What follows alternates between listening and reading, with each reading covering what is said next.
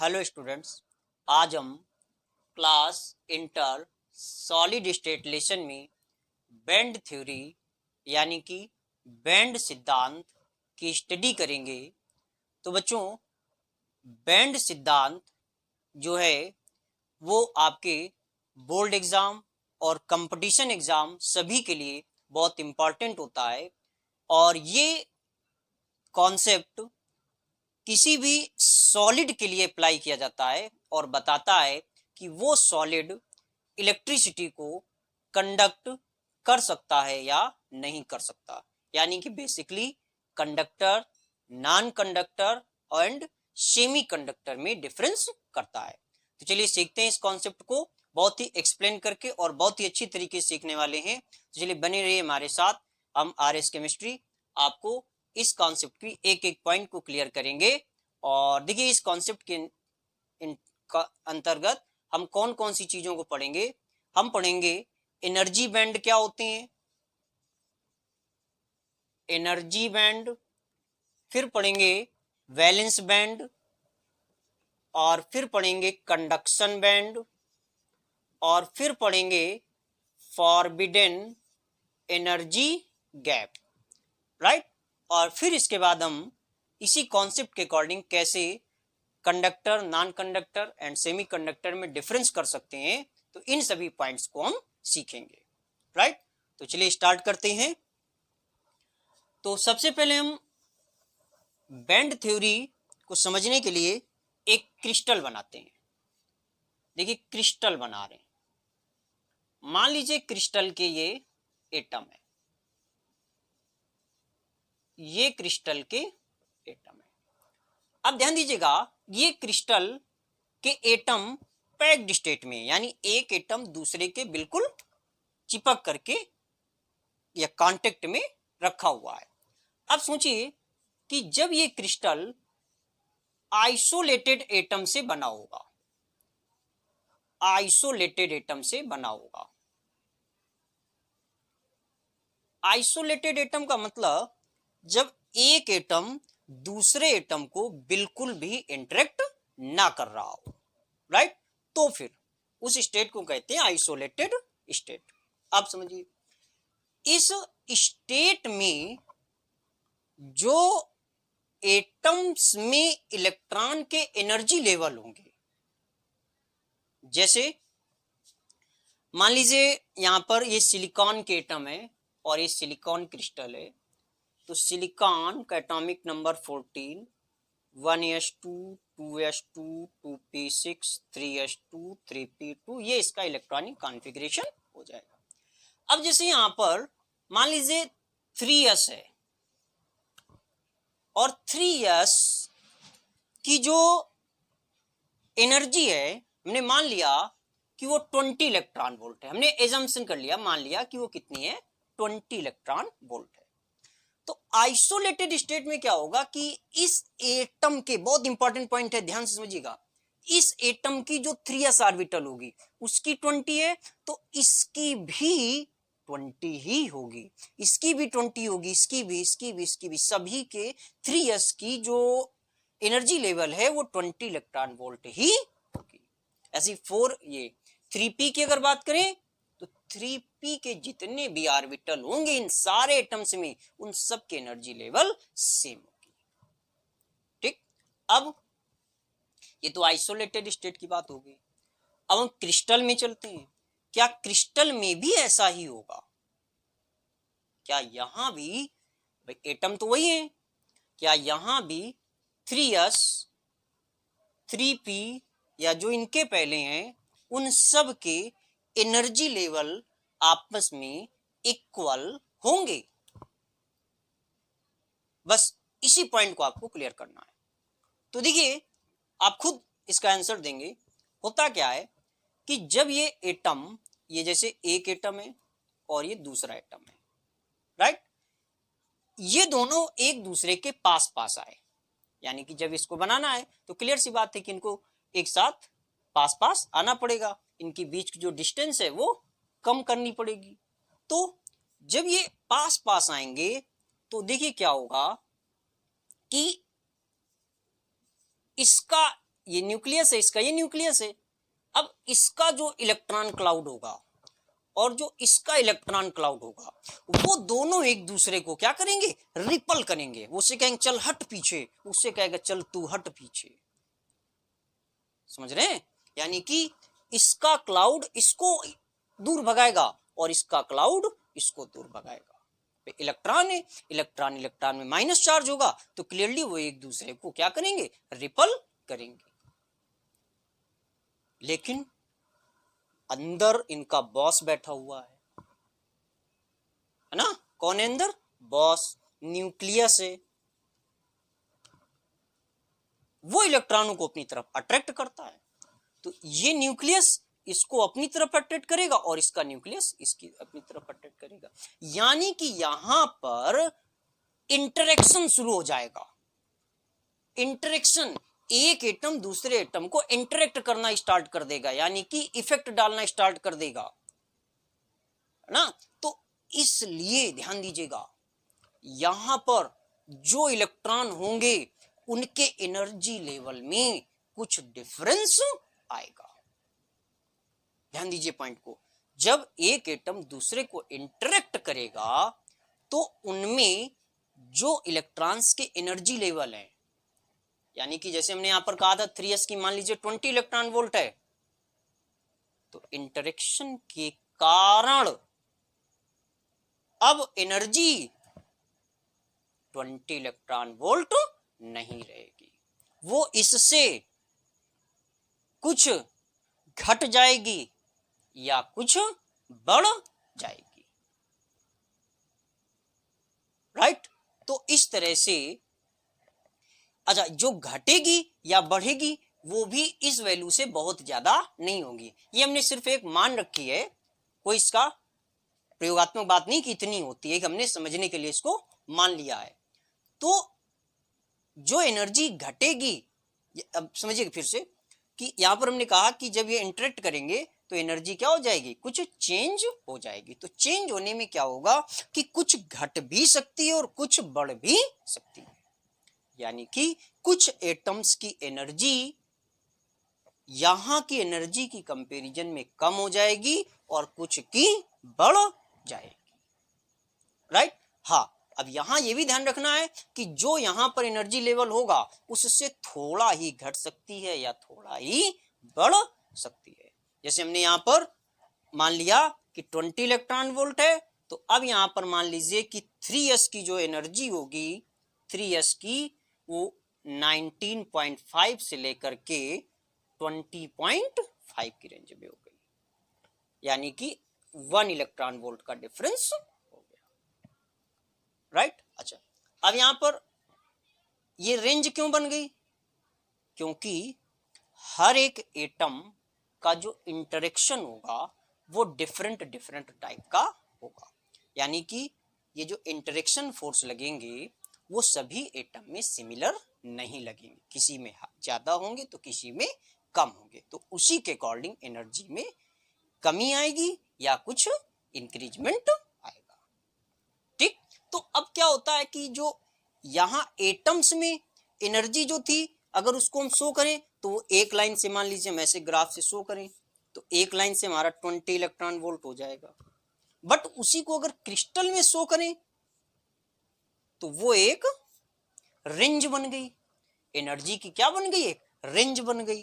तो इस तरह से अब यहां पर ये एक एनर्जी की क्या बन गई, रेंज बन गई। तो ये किसको शो कर रहा है, क्रिस्टल को शो कर रहा है। ठीक? तो इस तरह से इसी को हम क्या कहते हैं, एनर्जी बैंड कहते हैं। क्या कहते हैं इसको हम, एनर्जी बैंड कहते हैं। यानी कि यहां पर जितने ऑर्बिटल होंगे, अब एनर्जी बैंड बिल्कुल क्लियर समझ में आएगा आपको, यहां जितने ऑर्बिटल होंगे उनमें जैसे इसका 1s है, 1s है, 1s है, 1s है, उनकी तो एनर्जी सेम होगी, बट यहां पर 1s वाला ही एक एनर्जी का रेंज बना रहा होगा और उसके एनर्जी की एक बैंड बनेगी। ऐसे 2s, 2p, 3s, 3p सभी की एक बैंड बनेगी। ठीक, तो इसको कहते हैं आप एनर्जी बैंड। अभी एक एग्जांपल से और क्लियर कर देंगे, बट एक बात तो आप समझ गए होंगे यहां पर कि आइसोलेटेड एटम में जो एनर्जी लेवल होता है वो सभी एटम्स का सेम ऑर्बिटल्स के लिए सेम रहता है, बट क्रिस्टल में ऐसा नहीं होता है। यहां पर सेम ऑर्बिटल्स के ही एनर्जी की एक रेंज बन जाती है, जिसको आप कहते हैं एनर्जी बैंड। ठीक, ये बात क्लियर हुई कि नहीं? फिर से एक बार, यहां जैसे 3s ऑर्बिटल है तो यहां जितने 3s ऑर्बिटल होंगे सबकी एनर्जी सेम होगी, बट यहां पर 3s ऑर्बिटल्स की एनर्जी सेम नहीं होगी। जो यहां पर है उसी कंपैरिजन में थोड़ी कम और थोड़ी ज्यादा होगी। ठीक, अलग अलग इसलिए होगी क्योंकि इंटरेक्शन सभी में सेम नहीं होता, कुछ में इंटरेक्शन ज्यादा होगा, कुछ में कम होगा, उसी के अकॉर्डिंग एनर्जी जो होगी वो चेंज होगी। चलिए आगे बढ़ते हैं। अब यहां पर एक बात और क्लियर करके समझते हैं कि अब जैसे 1s है तो 1s का जो एनर्जी बैंड बनेगा वो लगभग जैसा आइसोलेटेड में होगा वैसा ही क्रिस्टल में होगा। यानी कि अगर हम इसको एक ग्राफ से शो करें ऐसे, तो क्या होगा कि जैसे ये 1s है तो ये आइसोलेटेड एटम में अगर इस तरह से है, आइसोलेटेड एटम में, तो क्रिस्टल में भी लगभग ऐसी ही लाइन मिलेगी। यहां से अगर हम क्रिस्टल की एक्सिस ले लेते हैं, यहां से ये क्रिस्टल को शो कर रहा है, तो वहां पर भी लगभग ऐसी एक लाइन मिलेगी। यानी यहां पर 1s में कोई एनर्जी बैंड डेवलप नहीं होगा। अभी हमने कहा थोड़ी देर पहले डेवलप होगा, अब कह रहे नहीं होगा, तो डिस्टर्ब नहीं होते। पहले आपको सिर्फ ये समझाना था हमें कि यहाँ के एनर्जी लेवल और यहाँ के एनर्जी लेवल में डिफरेंस होता है। अब हम एनर्जी बैंड के एक्चुअली कंडीशन में चलते हैं, फिर 2s के पास चलते हैं। 2s में थोड़ा सा एनर्जी रेंज बनेगा, ऐसे ऐसे थोड़ा से बनेगा, लगभग मान लीजिए वो भी इसी के जैसा ही रहेगा। यहाँ जैसे ये 2s का यहां पर है वैसे ही लगभग वही मान लीजिए। 2p का थोड़ा और बनेगा,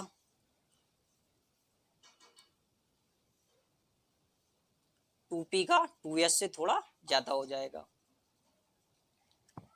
ठीक, अब इसके बाद जब 3s में जाएंगे तो 3s का जो एनर्जी बैंड होगा वो कुछ ज्यादा ही चौड़ा होगा, ऐसे ऐसे, राइट। जब आप 3p में जाएंगे, इसको 3p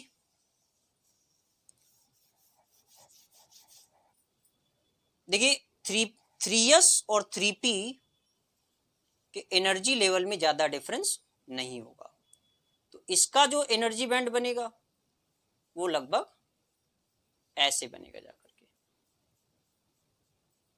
ऐसे बनेगा, ये इस तरह से बन जाएगा। अब जैसे जैसे हम अंदर से बाहर की तरफ आए, एनर्जी बैंड जो थी उसकी विड्थ बढ़ती चली जा रही है। क्यों? क्योंकि हम सिलिकॉन का एग्जांपल ले रहे थे, सिलिकॉन का एग्जांपल ले रहे थे, तो देखिए सिलिकॉन का atomic number 14, 1s2, 2s2, 2p6, 3s2, 3p2। अब सिलिकॉन का एक एटम, सिलिकॉन का दूसरा एटम, अब देखा जाए तो सबसे लास्ट में कौन होगा? तो सबसे लास्ट में होंगे 3s 3p। इसके 3s 3p होंगे और इसके भी 3s 3p कहाँ होंगे? लास्ट टाइम में होंगे। तो इंटरेक्शन जो होगा वो सबसे ज्यादा इन्हीं में होगा। अंदर वाले तो सेफ हैं। अब ये यहां पर होंगे 2s 2p, 1s और अंदर होगा, आप समझिए इंटरेक्शन सबसे ज्यादा कहां होगा, तो इंटरेक्शन सबसे ज्यादा 3s और 3p में होगा। तो फिर एनर्जी की जो रेंज सबसे ज्यादा चेंज होगी वो भी 3s 3p की ही चेंज होगी, राइट। तो इस तरह से जो आपका एनर्जी बैंड बनता है वो जो वैलेंस सेल होती है, यानी कि जो सबसे लास्ट में होती है, वही सारे फंक्शन करता है। यानी उसी से जो भी कंडक्टर नॉन कंडक्टर वाली बात होगी वो क्लियर होगी, राइट। या अभी एक बात ये समझ लें कि जो सबसे ज्यादा बैंड विड्थ होगी वो सबसे ज्यादा वैलेंस सेल की ही होगी। और इसी से हमने कहा कंडक्टर नॉन कंडक्टर सेमीकंडक्टर की डिफाइनिंग होगी। क्यों? क्योंकि जो इनर वाले ऑर्बिटल होंगे जैसे ये वाले हैं, तो 1s2 2s2 2p6 ये तो कंप्लीटली फिल है, ये पूरी तरह से भरे हुए हैं, इनमें इलेक्ट्रॉन कंप्लीटली फिल है। और आपने इतना तो सुना ही होगा कि अगर किसी भी चीज में इलेक्ट्रिसिटी पास हो रही है तो उसमें इलेक्ट्रॉनों का भी पासिंग होना जरूरी है, इलेक्ट्रॉनों को भी एक जगह से दूसरी जगह मूवमेंट करना चाहिए। तो जब ये ऑर्बिटल्स पूरी तरह से भरे होते हैं तो यहां किसी तरह का कोई मूवमेंट नहीं हो पाता। तो यानी कि जो हमारा इंपॉर्टेंट एनर्जी बैंड होता है वो कौन सा होता है? वैलेंस सेल का होता है, राइट। तो ये होते हैं हमारे एनर्जी बैंड। आपको एनर्जी बैंड की बात समझ में आई होगी। तो आप जो है अगर एनर्जी बैंड की डेफिनेशन बतानी हो तो आप बता सकते हैं कि एनर्जी बैंड जो है वो ऊर्जा का क्षेत्र है जो किसी क्रिस्टल में किसी विशेष उपकोष के एनर्जी को प्रदर्शित करता है, ठीक। ऐसे आप बता सकते हैं किसी क्रिस्टल में विशिष्ट उपकोष के ऊर्जा क्षेत्र को क्या कहते हैं आप? ऊर्जा बैंड कहते हैं, राइट। किसी क्रिस्टल में विशिष्ट उपकोष के ऊर्जा क्षेत्र को क्या कहते हैं? ऊर्जा बैंड कहते हैं। यहां उपकोष बोलिएगा, राइट। क्योंकि जैसे 3p है तो 3p में 3 ऑर्बिटल होंगे। अब ऑर्बिटल तो 3 होंगे लेकिन उनका जो एनर्जी बैंड बनेगा वो पूरा एक ही साथ बनेगा, राइट, अलग अलग नहीं बनेगा।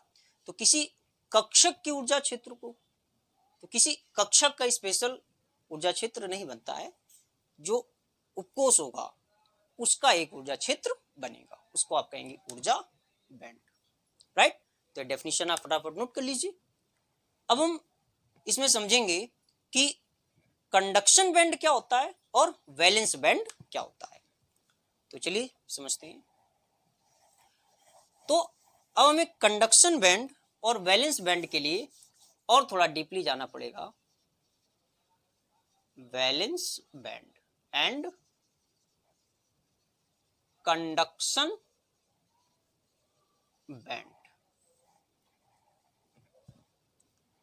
अब आप एक चीज समझिए कि जब हम सिलिकॉन का ये एनर्जी डायग्राम बना रहे हैं सिलिकॉन क्रिस्टल का, तो यहां पर 1s में 2 इलेक्ट्रॉन है, 2s में 2 है, p में 6 है, इसमें 2 है और इसमें 2 है। ये तो कंप्लीटली फिल है तो इनकी तो कोई बात नहीं। यहां देखिए, यहां पर s में कितने ऑर्बिटल होंगे? 1। p में कितने होंगे? 3।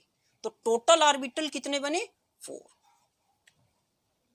अब यहां एक चीज और ध्यान देंगे कि यहां पर 3s 3p के जब एनर्जी स्प्लिट हुई, राइट, यानी कि जब उसने एनर्जी बैंड को फॉर्म किया तो 3s 3p यहां फॉर्म होने के बाद 3s और 3p में कोई डिफरेंस नहीं रह गया कि ये 3s का ऑर्बिटल है और ये 3p का ऑर्बिटल है, ठीक है। फिर से माइंड कीजिएगा इस बात को। जब 3s और 3p ने यहां पर एनर्जी बैंड को फॉर्म किया तो वहां पर टोटल ऑर्बिटल होंगे 3 + 1 4, उन 4 ऑर्बिटल्स में से इस बात का कोई डिफरेंस नहीं होगा कि कौन सा s का है और कौन सा p का है, यानी कि वो टोटल 4 ऑर्बिटल जो है वो एक सेम फॉर्म में बन जाएंगे। ठीक, अब देखिए ऑर्बिटल कितने बने 4, 1 ऑर्बिटल में इलेक्ट्रॉन कितने होते हैं 2, तो 4 ऑर्बिटल में इलेक्ट्रॉन कितने हो जाएंगे, यानी कि यहां पर 4 ऑर्बिटल हैं और इनको कंप्लीटली फिल होने के लिए कितने इलेक्ट्रॉन नीडेड होंगे 8, बट हैं कितने यहां पर 2 3s में है और 2 3p में है, तो हैं कितने यहां पर केवल 4 इलेक्ट्रॉन है। तो इस तरह से यहां पर जो आपके एनर्जी बैंड में टोटल 4 ऑर्बिटल होंगे वो सभी इलेक्ट्रॉन से फिल नहीं होंगे, राइट। कुछ ऑर्बिटल इतनी एरिया में ऐसे होंगे जिनमें इलेक्ट्रॉन होंगे और कुछ ऐसे होंगे जिनमें इलेक्ट्रॉन नहीं होंगे। तो एक बात फिर समझिए, जिनमें इलेक्ट्रॉन होंगे वो नीचे की तरफ होंगे या ऊपर की तरफ, तो वो होंगे नीचे की तरफ। क्यों? क्योंकि इलेक्ट्रॉन पहले उनमें जाते हैं जिनकी एनर्जी कम होती है। तो यहां पर जो एनर्जी होगी वो कम होगी इतने में अगर चेक की जाए, और ऊपर की तरफ जाएंगे तो एनर्जी ज्यादा होगी। तो जो ये 4 इलेक्ट्रॉन होंगे वो पहले ऑर्बिटल्स में भरे होंगे और ऊपर के जो ऑर्बिटल्स होंगे वो ब्लैंक होंगे, यानी कि खाली होंगे।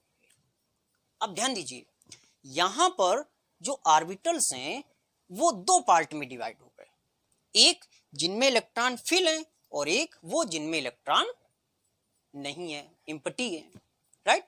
तो अब देखिए यहां पर दोनों के बीच,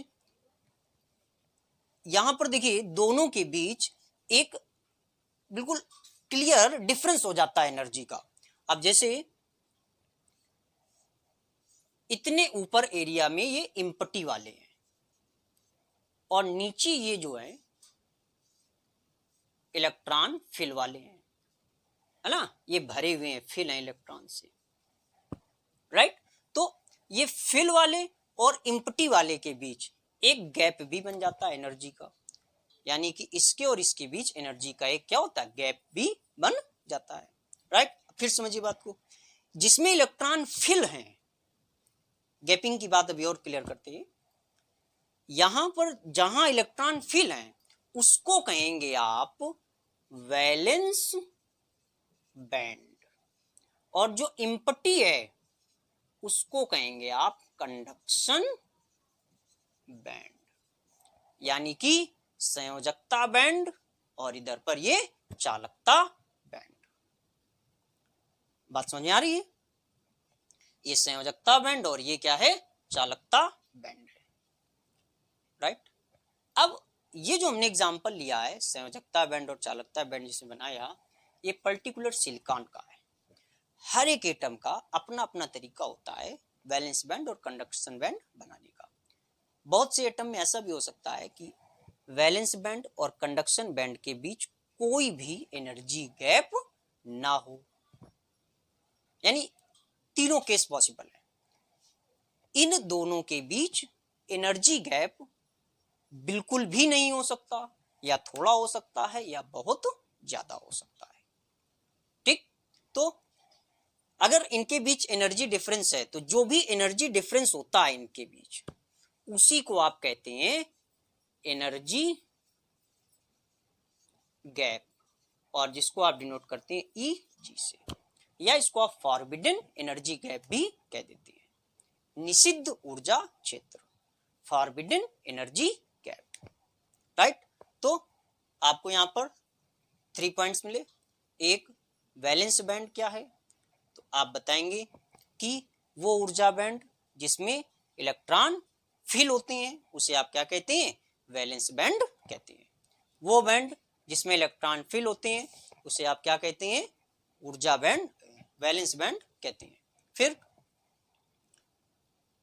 फिर कंडक्शन बैंड, तो वो एनर्जी बैंड जो एम्प्टी होता है, यानी जिसमें इलेक्ट्रॉन नहीं होते हैं उसे आप क्या कहते हैं, कंडक्शन बैंड कहते हैं। एनर्जी गैप क्या होता है, valence band and conduction band के बीच जो एनर्जी का डिफरेंस होता है उसे आप कहते हैं एनर्जी गैप यानी ऊर्जा अंतराल। राइट बच्चों, तो ये बात आपको समझ में आई होगी। ठीक, तो अब हम आगे बढ़ते हैं और समझते हैं कि कंडक्टर, नॉन कंडक्टर और सेमी कंडक्टर को कैसे क्लैरिफाइड किया जा सकता है बैंड थ्योरी से। तो देखिए, कंडक्टर, सबसे पहले हम समझते हैं कंडक्टर के बारे में। कंडक्टर्स, चालक जिसको कहते हैं। तो चालक उन सब्सटेंस को आप कहते हैं जिनमें इलेक्ट्रिसिटी पास हो जाती है, यानी विद्युत धारा का प्रवाह हो जाता है, उनको आप क्या कहते हैं?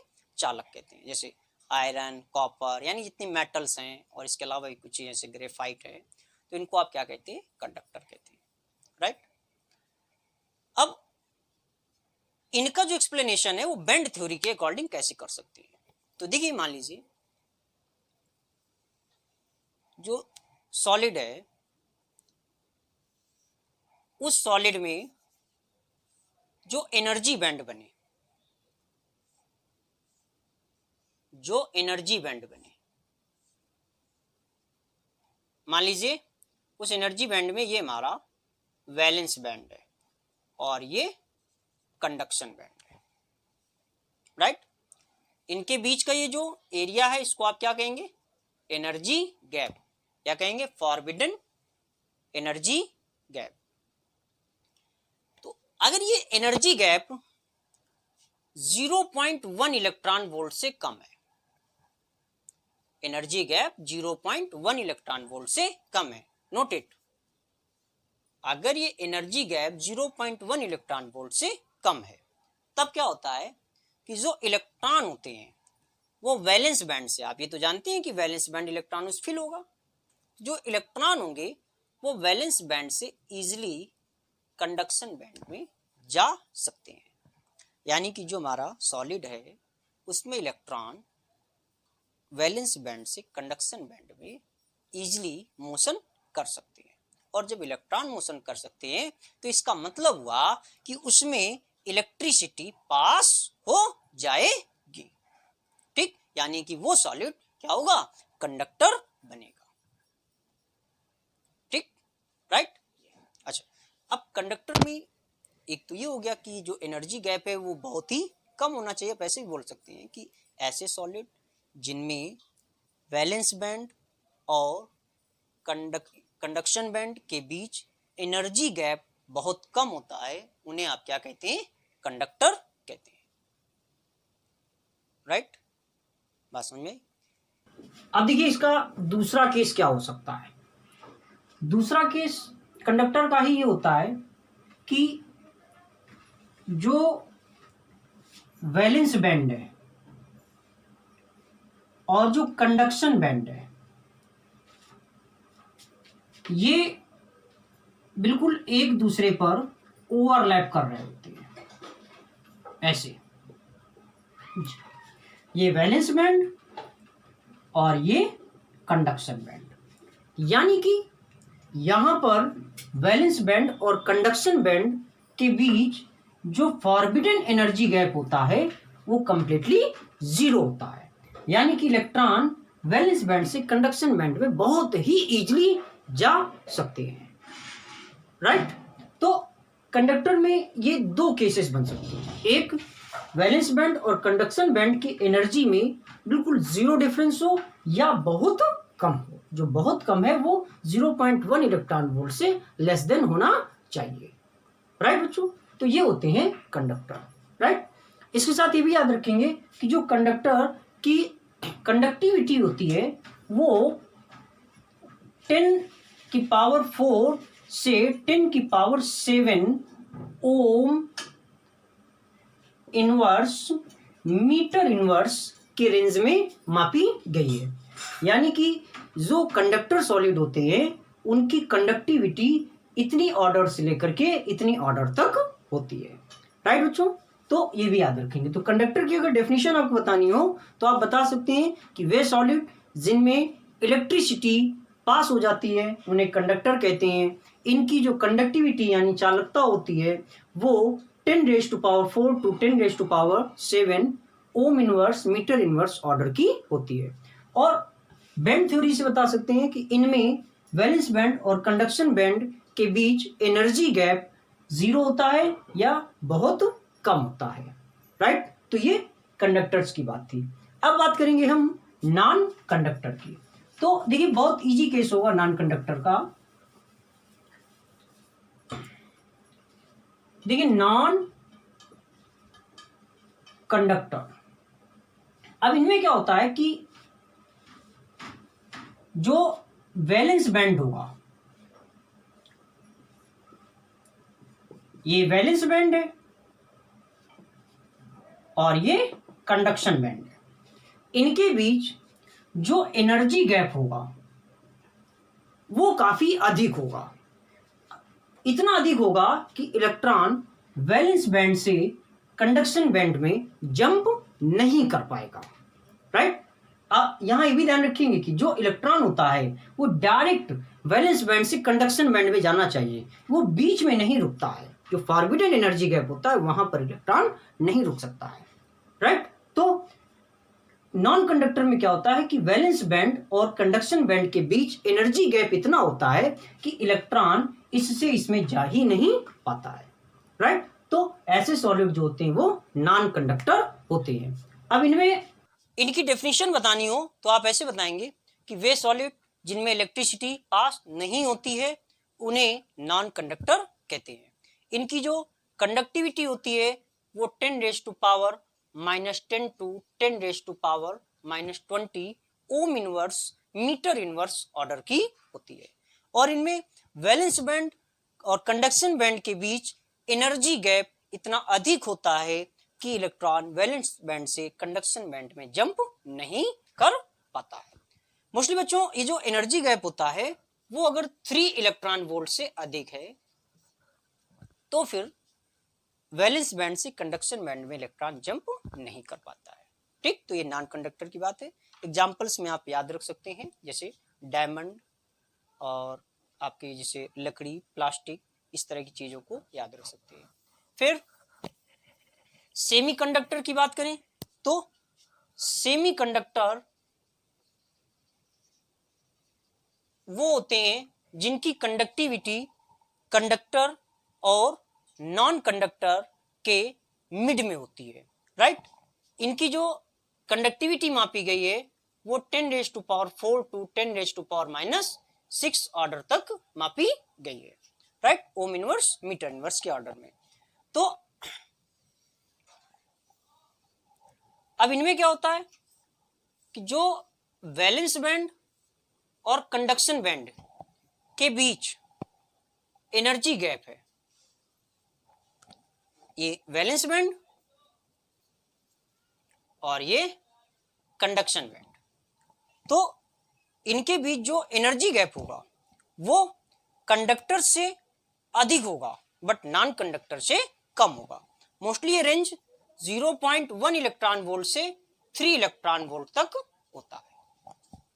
राइट, इतनी की रेंज में अगर एनर्जी गैप है तो फिर जो भी आपका सॉलिड होगा वो सेमीकंडक्टर बनेगा। राइट बच्चों, तो इसकी डेफिनेशन अगर बतानी हो तो आप ये बताओगे कि इनकी जो कंडक्टिविटी होती है वो चालक से कम पर अचालक यानी नॉन कंडक्टर से अधिक होती है और इनकी कंडक्टिविटी के order 10⁻⁴ to 10⁻⁻6 ohm inverse metre inverse order की होती है।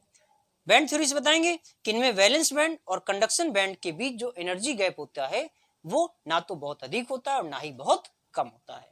ये लगभग 0.1 टू 3 इलेक्ट्रॉन वोल्ट की रेंज में होता है। राइट बच्चों, एग्जाम्पल इसके याद रखेंगे सिलिकॉन और जर्मेनियम। राइट, तो इस तरह से ये आज का टॉपिक हमारा समाप्त होता है। अब हम अगले लेक्चर में बात करेंगे सेमीकंडक्टर में ही एन टाइप और पी टाइप कंडक्टर्स की। राइट बच्चों, तो अगर हमारा लेक्चर अच्छा लगा हो तो हमारे वीडियो को लाइक कीजिए, शेयर कीजिए और अगर सब्सक्राइब ना किया हो तो थोड़ी देर के लिए धार्मिक बन जाइए, सब्सक्राइब कीजिए और घंटी बजा दीजिए। तो हमारे वीडियो को देखने के लिए आपको बहुत बहुत धन्यवाद। थैंक्स।